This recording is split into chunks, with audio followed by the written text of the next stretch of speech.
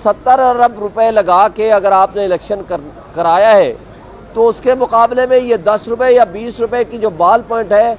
उस 70 अरब के इलेक्शन को ख़त्म करने के लिए ये काफ़ी है। क्या पाकिस्तान में इंसाफ हासिल करने के लिए हमें 45 साल इंतज़ार करना पड़ेगा या अमेरिका की सुप्रीम कोर्ट में जाकर पटिशन फाइल करें? आपने इनको सलाम नहीं करना जब तक कि ये अपने डाका ज़नी से तौबा ना कर लें। सबसे पहले तो मैं आप सारे दोस्तों को कहना चाहूँगा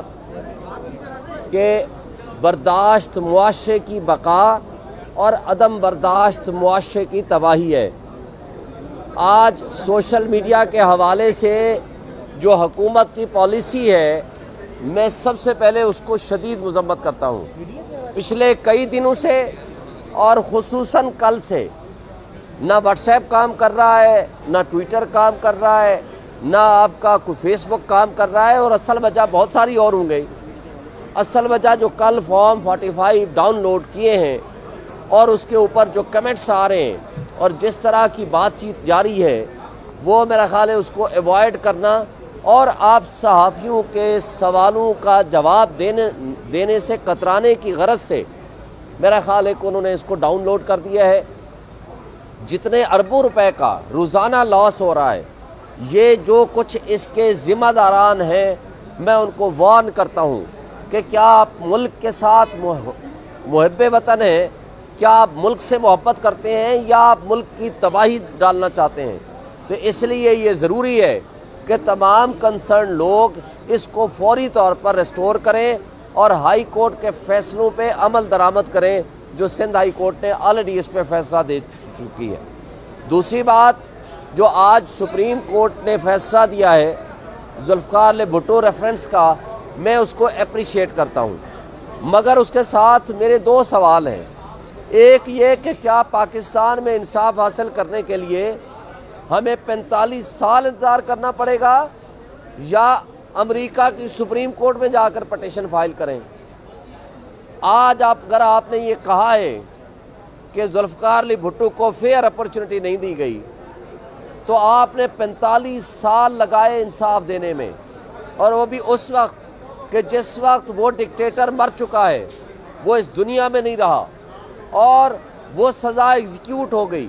वो तमाम किरदार जो उस वक्त थे वो सारे के सारे ख़त्म हो गए। तो आज जिसके साथ नाइंसाफ़ी हो रही है वो है इमरान खान। उसको जेल में बंद करके जो सज़ाएं दी गई हैं, आपको पता है जो प्रोसिक्यूटर था, प्रोसिक्यूटर्स की लिस्ट में उसकी गवाही डली हुई है, उसको जज ने उठा करके इमरान खान का वकील बनाया और सज़ा सुना दी। और क्या पाकिस्तान में इंसाफ हासिल करने के लिए अगले 45 साल और इंतज़ार करेंगे? और मुझे तो रश्क हो रहा है कि काश कि पाकिस्तान की सुप्रीम कोर्ट के जज भी 9 होते तो शायद वो भी इंसाफ करते। जिस तरह बल्ले का निशान हमसे छीना गया और उसके नतीजे में जो परसों इलेक्शन कमीशन ने एक ड्रामा और फ्रॉड और नाइंसाफ़ी की बुनियाद रखी कि जनाब PTI और सुन्नी इत्तेहाद कौंसिल को तो सीटें नहीं मिल सकती, मगर वो सीटें उठा करके उनको दे दी गई जो आइन की खिलाफ वर्जी में, ये न सिर्फ गैर आइनी गैर कानूनी है बल्कि ये आइन के आर्टिकल 6 की वायलेशन है।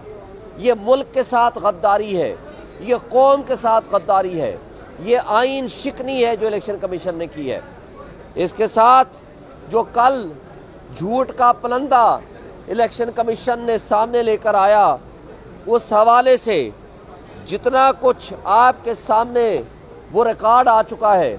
उसकी पूरी तफसीलात हम वाइट पेपर की सूरत में शाये करेंगे। मसलन मेरे हल्के में तकरीबन हर पोलिंग स्टेशन पे वो उन्होंने मेरे मद्दे मुकाबिल के वोट बढ़ाने के लिए ऐसे ऐसे कारनामे किए हैं कि जो मुझे सिर्फ यही कहने में कह सकता हूँ कि 70 अरब रुपए लगा के अगर आपने इलेक्शन कराया है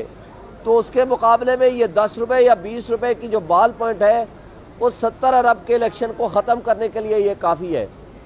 लोगों के जज्बात होते हैं,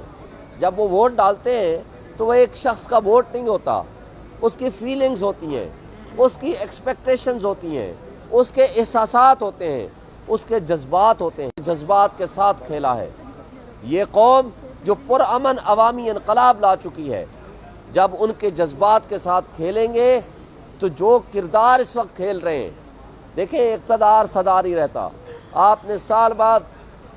2 سال بعد یہ ختم ہو جانا ہے، لیکن اللہ کے ہاں بھی آپ کی جواب دہی ہے۔ یہ جو چوری اور ڈکیتی کی ہے، یہ آپ کے گلے کا توق بن کے اگلے جہان تو آپ کے اوپر ہوگا ہی ہوگا، مگر میں اپنی عوام اور قوم سے ایک مطالبہ کرتا ہوں کہ آپ ایسے ڈاکوں کا، پکے کے ڈاکوں کا آپ کو گلے محلی میں نظر آئیں، آپ نے ان کو سلام نہیں کرنا جب تک کہ یہ اپنے ڈاکہ زنی سے توبہ نہ کر لیں۔ یہ میرا پوری پاکستانی قوم کو ایک پیغام ہے کہ آپ ان کا ڈاکوؤں کا سوشل بائیکاٹ کریں اور آپ ان سے سوال کریں۔ تمام صحافی اور ڈیجیٹل میڈیا سے اور سوشل میڈیا والوں سے بھی میں گزارش کروں گا کہ جو آپ کے پاس فارم 45 آ چکے ہیں جو اصل ہیں، اور اس کے بدلے میں یہ جو نقل آ چکے ہیں، ان سے ضرور سوال کریں